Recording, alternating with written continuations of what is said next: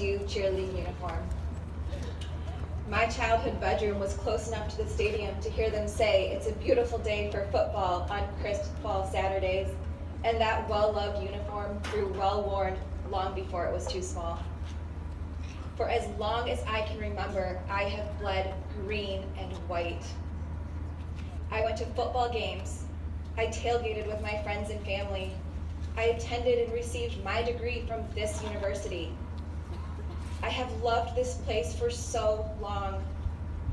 Michigan State was my number one. Michigan State was my home. I even picked MSU as my champions for March Madness every year without fail. But not this year. This year, I left my brackets blank. This year, I couldn't even watch the games. I couldn't stomach them. It broke my heart to have this part of myself torn away so brutally, and as a result, it felt wrong to celebrate wins and mourn losses with my fellow Spartans. How could I when I had lost so much, when I felt so much had been taken from me? Despite this, and with time, I have come to the unexpected realization that my desire for change, my desire to once again stand tall as part of the MSU community greatly overshadows the feelings of betrayal that have isolated me for too long. Next year, I want to take back my place on this campus. I want to make MSU my own personal #1 seed again. Yes. Next year, I want to cheer on my Spartans, my team, the way I used to, before this university became the poster child for how not to treat survivors of sexual assault. Because I know that this university is more than that. There's a part of me that will always be that little girl, proudly sporting an MSU uniform, singing on the banks of the Red Cedar, horribly out of tune and at the top of her lungs. This institution has the opportunity to take the winning position, not only in the brackets, but in the way it responds to sexual violence. Yes. Woo!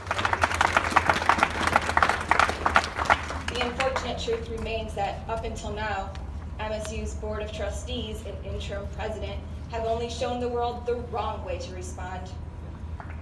That's right. Yep.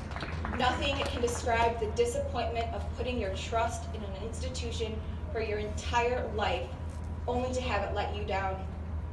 The students here deserve better. The professors and faculty deserve better. The taxpayers and community members deserve better. Survivors of sexual assault deserve better. Woo!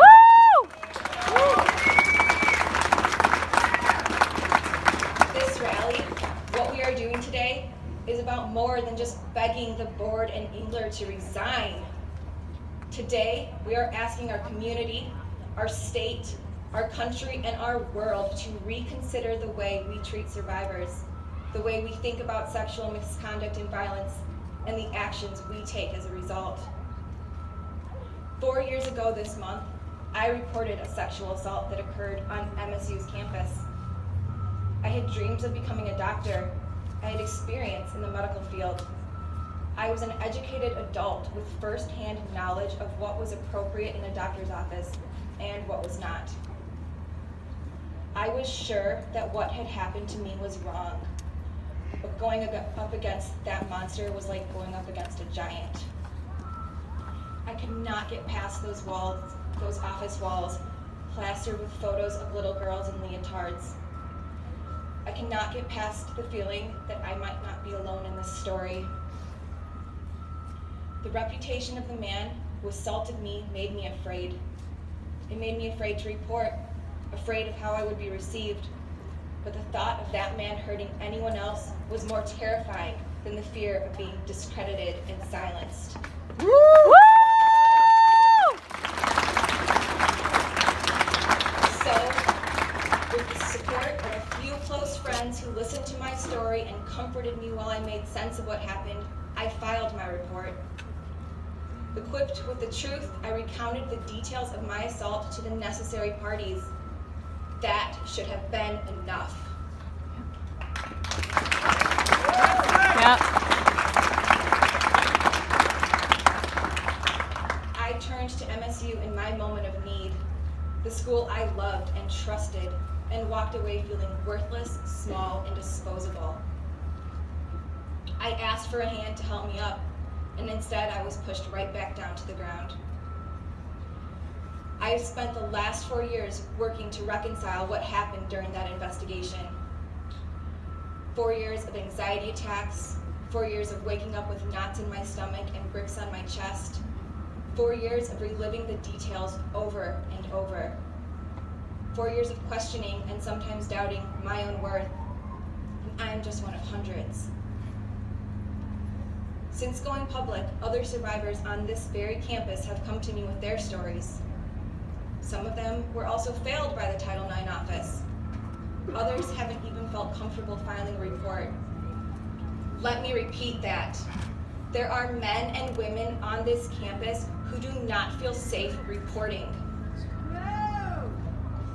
They have seen, no, not because they don't want to, but because they are terrified of how their lives will be affected. They have seen the way the Board of Trustees in England treat the women who sent Larry Nassar to prison, so why wouldn't they be afraid? This board and this president would prefer this problem stay hidden. They prefer silence over truth, but it is time to let these brave survivors know their stories and their voices matter. Woo!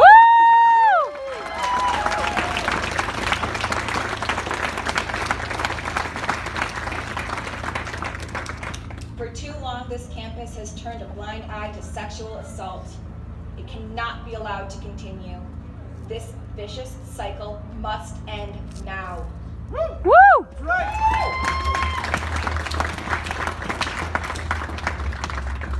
It is time for our culture to shift from enabling predators to empowering victims.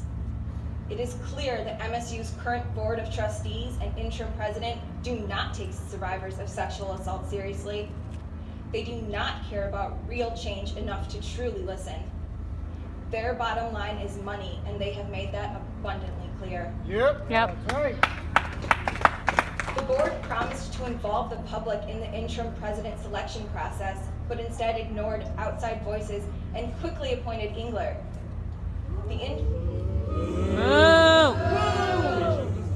The interim president is a political insider with a history of silencing survivors, and he has shown us that he plans to continue in that course of action. Yep.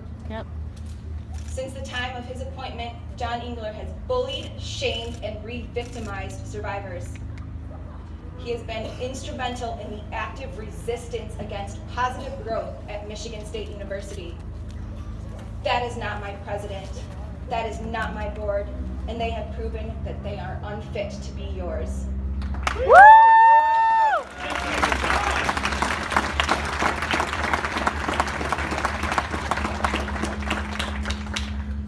Today, let's make it clear to MSU's current leadership that our bottom line is protecting and caring about others. I want the next person who walks into a Title IX office to know that his or her story will be taken seriously. That's right. Yep. We need to restore trust in this university. We need a board that is sensitive to survivors and a president that empowers men and women who have suffered the injustice of sexual assault. I trusted this university with my story 4 years ago, and it failed me. I deserved better. That's right. But that doesn't mean that they have to fail the next young person. Out there's another child wearing an MSU cheerleading uniform with dreams of becoming a doctor at this school. My time as a wide-eyed and eager student on this campus may have been cut short, but their story is just beginning, and they deserve better. Yes. We all deserve better. And until it is better, we will not